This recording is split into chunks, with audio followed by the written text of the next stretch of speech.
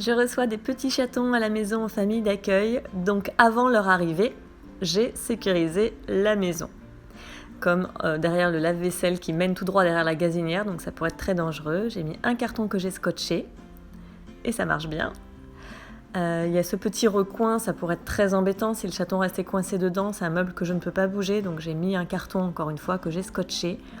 C'est pas très beau, mais en ce qui me concerne, ça ne me dérange pas du tout, je préfère avoir l'esprit tranquille. Je les laisse gérer entre eux, on laisse pas les petits enfermés dans la caisse trop longtemps, même pas du tout.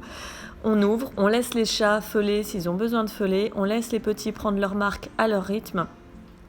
C'est toujours perturbant pour le chat de la maison de voir des nouveaux congénères. Donc on n'intervient pas, c'est normal qu'ils feulent, c'est normal qu'ils crachent.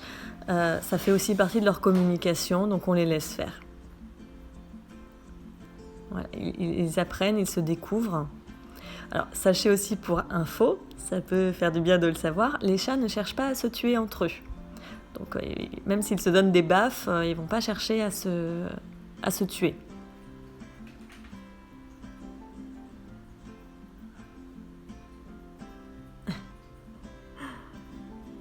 Voilà. Et moi, je conseille toujours de leur laisser des petits jouets pour qu'ils puissent explorer toute la maison en jouant. C'est plus sympa. Puis bien sûr, de les faire jouer aussi.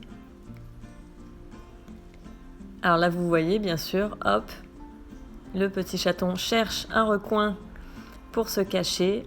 Heureusement, j'avais pensé à tout. C'est pour ça que c'est très important. Même si eux, ils sont plutôt débrouillards, qu'ils explorent très vite, quand même, le réflexe du chaton, c'est de trouver des petits coins, des petites cachettes. Donc là, le griffoir, c'est OK. La marche en crabe. Alors la litière aussi, ça y est, les deux petits, ils ont accepté toutes les litières. Enfin, ils sont allés dans toutes les litières, donc ça c'est super, très très vite. Pour le jeu, rien de mieux que la canne à chat, franchement, pour jouer avec eux, je veux dire. Surtout, on ne joue pas avec les mains ni avec les pieds.